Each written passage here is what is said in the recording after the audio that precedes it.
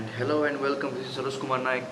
और इंस्टाग्राम में बहुत मैसेजेस आए थे मुझे कि बहुत सारे मैसेज आए थे कि सेल्फ स्टडी के बारे में बताइए सर, और कैसे आपने मतलब सेल्फ स्टडी करके इतने नंबर लाए नीट में और ड्रास्टिकली इम्प्रूव किया। बहुत कम मार्क्स थे मेरे 19 में और 2020 में 647, तो बहुत ज़्यादा है। तो इतना इम्प्रूव कैसे हो गया? In this video I will cover all the points regarding my self study preparation and how I motivate my self for long study, और कैसे मैंने अपने आप को सेल्फ मोटिवेट रखा पूरी जर्नी में और क्या क्या चीज़ें किए। तो without getting delayed, let's get started.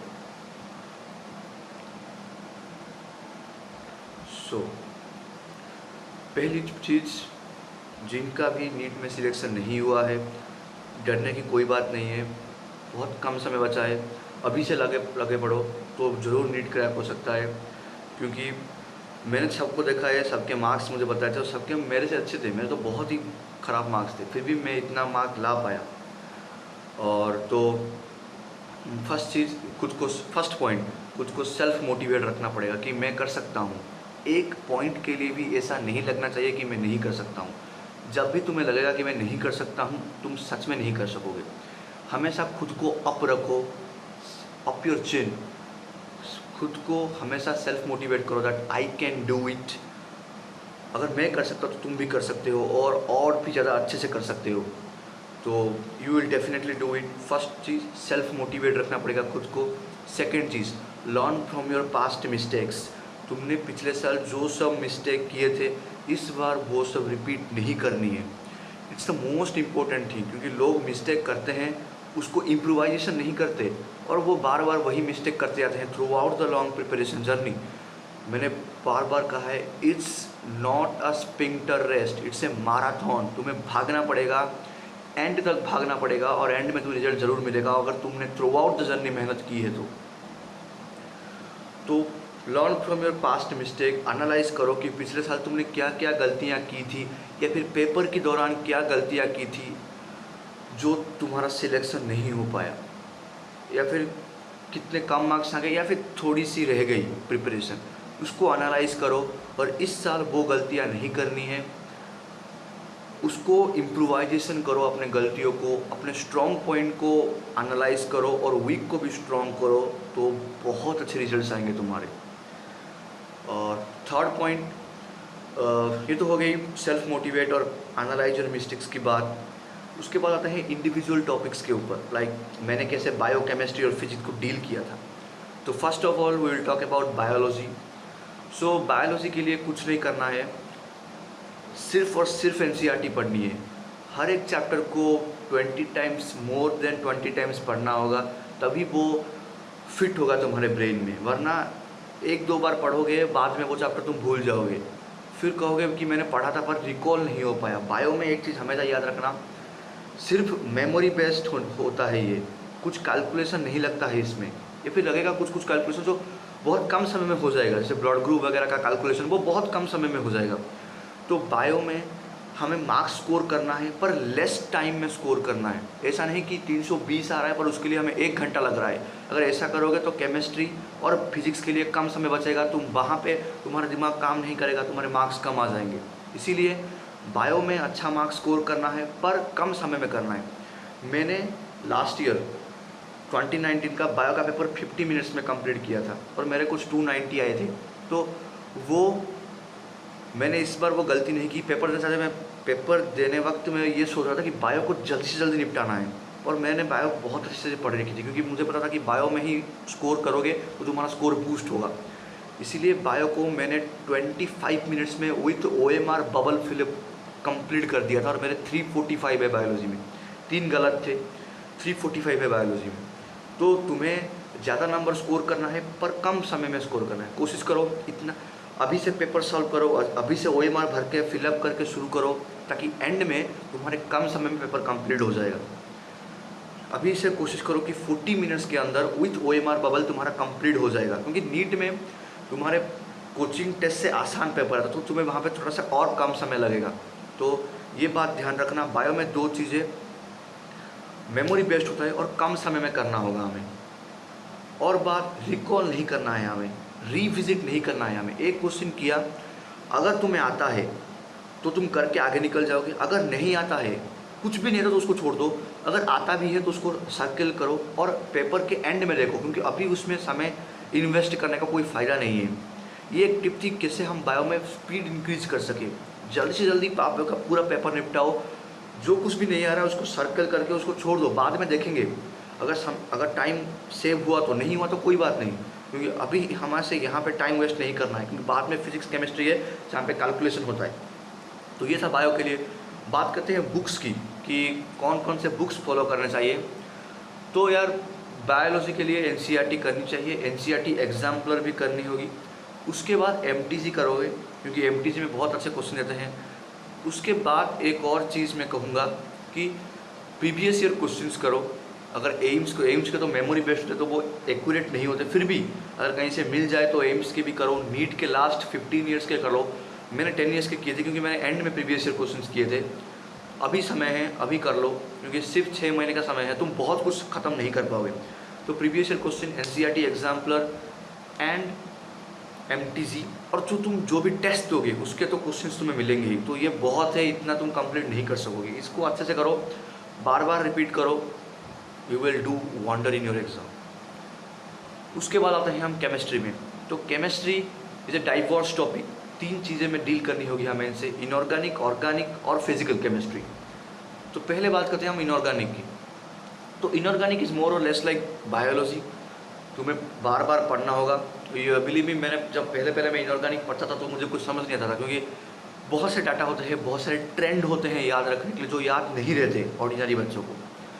तो फिर मैंने क्या किया, तो बहुत लोगों ने कहा उसकी शॉर्ट नोट्स बनाओ, पर शॉर्ट नोट्स बनाने में बहुत टाइम वेस्ट होता है और मैं उतना टाइम वेस्ट नहीं कर सकता था, और मुझे बोर लगता है शॉर्ट नोट्स बनाना कि मतलब पढ़ो फिर शॉर्ट नोट्स बनाओ, it's quite irritating for me. तो मैंने क्या किया था, डिफरेंट कलर पेंसिल्स, मतलब जो स्केच पेन्स होते हैं ना, मार्कर्स होते हैं, वो रखा था। जो थोड़ा सा ज़्यादा डिफिकल्ट लगता है उसको रेड में मैंने कलर किया था, जो थोड़ा सा इजी है उसको तो वो याद रहेगा, जो याद रहता है उसको कलर नहीं करने का, क्योंकि एंड में वो याद रहता है। जो कलर किया होता है वही एंड में रिवाइज करना है। शॉर्ट नोट्स तुम्हें लिखना पड़ेगा, समय वेस्ट होगा तुम्हारा। तुम कलर पेन्स रखो, उससे अंडरलाइन कर दो और लिख दो कि ये बहुत इंपॉर्टेंट है, ये थोड़ा सा कम इम्पोर्टेंट है, ये याद नहीं रहता है, उसको सर्किल कर दो कि इसको बार बार पढ़ना है। तो एंड में तुम बहुत कम समय में पूरा इनऑर्गेनिक रिवाइज कर सकते हो। और फर्स्ट ऑफ ऑल मैं और एक बात कहूँगा इनऑर्गेनिक के लिए कि केमिकल बॉन्डिंग और पीरियोडिक टेबल को अच्छे से करो, अभी से लगे पढ़ो। जो लोग ड्रॉपर्स हैं, जो लोग फ्रेशर्स हैं वो तो पढ़ चुके होंगे, जो लोग ड्रॉपर्स हैं और अभी शुरुआत करने वाले हैं तो अभी से लगे पढ़ो। वो 2 चैप्टर को अच्छे से पढ़ो, क्योंकि वो 2 चैप्टर तुम्हारे अगर फिंगर टिप्स में रह गए ना तो इनऑर्गेनिक तुम्हारे लिए बहुत आसान हो जाएगी, क्योंकि बहुत सारे चीज़ें इनऑर्गेनिक में जो ट्रेंड्स हैं वो केमिकल बॉन्डिंग और पीरियोडिक टेबल से तुम्हारे सॉल्व हो जाएंगे, और बहुत कम चीज़ें रहेंगी जो तुम्हें याद रखनी पड़ेगी। तो it's a tip for me. मेरे केमिस्ट्री में थे 153 मार्क्स, और क्योंकि जितने सब गलत हुए थे या मैंने लेफ्ट कर दिया था वो सब इनऑर्गेनिक था, क्योंकि इनऑर्गेनिक मुझे अच्छा नहीं लगता था यार सच में, तो वो गया। बाद में हम आते हैं ऑर्गेनिक। तो organic was my favourite topic after physics, और ऑर्गेनिक में मैंने मतलब बहुत मेहनत की थी। मैंने IIT लेवल के भी पढ़े थे ऑर्गेनिक, MS चौहान भी सॉल्व किया था। मैं रेकमेंड नहीं करूँगा तुम्हें, सुनो पहली बात पूरे। फर्स्ट ऑफ ऑल NCERT पढ़ो, क्योंकि बहुत लोग NCERT नेगलेक्ट कर देते हैं ऑर्गेनिक के लिए।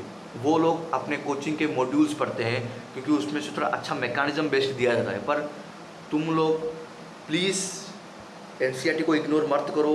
मेरे दोस्तों ने किया था और उनके मार्क्स कम आ गए, तो प्लीज़ NCERT को इग्नोर मत करो, क्योंकि अगर तुम किसी कोचिंग में इन्वॉल्व हो तो तुम उसके भी मटेरियल्स पढ़ो। अगर नहीं हो, जैसे ये वीडियो है सिर्फ सेल्फ स्टडी के लिए, तो प्लीज़ NCERT को ही रिपीट करो, उसके टेक्स्ट, इन टेक्स्ट एक्सरसाइज सब कुछ करो। NCERT एग्जाम्पलर भी सॉल्व करो।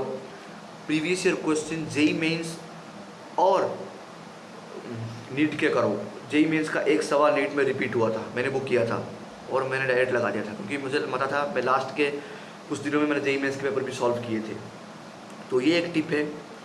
और ऑर्गेनिक के लिए मैंने 2 लेक्चर डाले थे और भी डालूंगा। अगर तुम किसी कोचिंग में इन्वॉल्व नहीं हो तो तुम वो वीडियोस देख सकते हो, वो बहुत ही अच्छे हैं। और मैं ये गारंटी दूँ कि उससे बाहर सवाल तुम्हारे नहीं आएंगे नीट में, I can guaranteed it.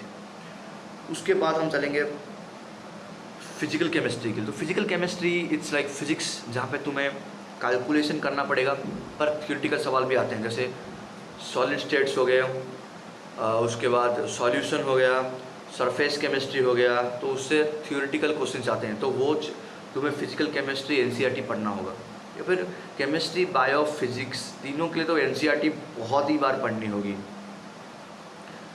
Physical के लिए बहुत लोग कहते हैं कि थोड़ा सा न्यूमेरिकल ज़्यादा लगता है, सही बात है। तो तुम क्या करोगे उसके लिए? First of all physical chemistry के लिए प्रीवियस ईयर क्वेश्चन करो, JEE Main, NEET, AIIMS, advance, जितने भी तुम्हें पेपर मिलते हैं ना, सबके फिजिकल केमिस्ट्री के क्वेश्चन कर डालो।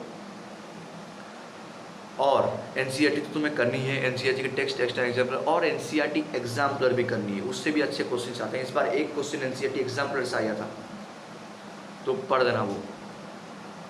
तो और तुम बहुत सारे टेस्ट दे रहे होंगे, तो अगर तुम किसी कोचिंग में तो इन्वॉल्व नहीं होगे तो उनका टेस्ट दे रहे होगे, नहीं होगे तो तुम कोई भी टेस्ट सीरीज परचेस कर सकते हो। अगर तुम वो भी परचेस नहीं कर सकते तो ऑनलाइन बहुत सारे पीडीएफ मिलते हैं टेस्ट के लिए, तो वो ला के OMR फिलअप करके अटैम्प्ट करो अभी से, क्योंकि टेस्ट देना अगर कम कर दोगे तो एंड में तुम्हारा हैंड स्पीड नहीं होगा। और नीट में स्पीड और एक्यूरेसी दोनों मैटर करती है, तुम्हें कम समय में ज़्यादा क्वेश्चन सॉल्व करने पड़ेंगे। तो मेरी पर्सनल बात करूँ तो मेरी पेपर नीट की 2 आवर एंड 25 मिनट्स में कंप्लीट हो गया था। फिजिक्स के लिए मुझे ज़्यादा समय लिया था, फिजिक्स में मेरे थे 149 थे फिजिक्स में। तो फिजिक्स के लिए मुझे ज़्यादा समय लिया था, क्योंकि मैंने आराम से किया था फिजिक्स, क्योंकि बहुत गड़बड़ नहीं होनी चाहिए फिजिक्स में, क्योंकि क्वेश्चंस आसान थे, लोगों ने बहुत सारे सिली मिस्टेक्स किए थे और मुझे डर था सिली मिस्टेक्स का, इसलिए। और मैं अपने ऊपर प्राउड फील करता हूँ कि मैंने नीट में एक भी सिली मिस्टेक्स, एक भी बबलिंग एरर नहीं की, क्योंकि थ्रू आउट मैं जर्नी में जितने भी पेपर्स अटेम्प्ट किया था ना, उसमें बबलिंग एरर या फिर क्वेश्चंस को गलत पढ़ लिया, ऐसे मैंने बहुत मिस्टेक्स किए थे। तो एंड में वो नहीं हुआ, क्यों? क्योंकि मैंने उससे सीखा था कि ये गलती नहीं करनी, ये गलती नहीं करनी, और एंड में मुझे वो सब याद था और मैंने वो गलतियाँ अवॉइड की, इसलिए मेरे मार्क्स बूस्टअप हो गए, 647 आ गए। क्योंकि यही सारे मैटर्स है। अब जिस तरह का पेपर हो रहा है, 1-2 मार्क में हज़ार बच्चे दे रहे हैं। मैंने किस जगह देखा था, 641 में उसके 642 के उसके 5200 रैंक्स है, मतलब मेरा 647 में 4200, मतलब 289 था। मतलब 5 मार्क यानी एक क्वेश्चन गलत और तुम 1000 रैंक पीछे, इतना कंपटीशन बढ़ गया है। तो तुम एरर अफोर्ड नहीं कर सकते इस पॉइंट ऑफ टाइम में। अगर करोगे तो तुम अपने डिजर्व रैंक से कम हो जाओगे। बात नहीं चलते फिजिक्स के लिए, तो बहुत लोगों का ये डाउट है कि फिजिक्स सेल्फ स्टडी में कंप्लीट करना आसान नहीं होता, मैं भी जानता हूँ, इसीलिए मैंने फ़िज़िक्स की कोचिंग ली थी। क्योंकि मेरा वो लास्ट टाइम जब मैंने दिया था, मैं फिजिक्स में बहुत कम मार्क आए थे, इसीलिए मैंने फ़िज़िक्स की कोचिंग ली थी, एक लोकल ट्यूटर से फ़िज़िक्स की कोचिंग ली थी।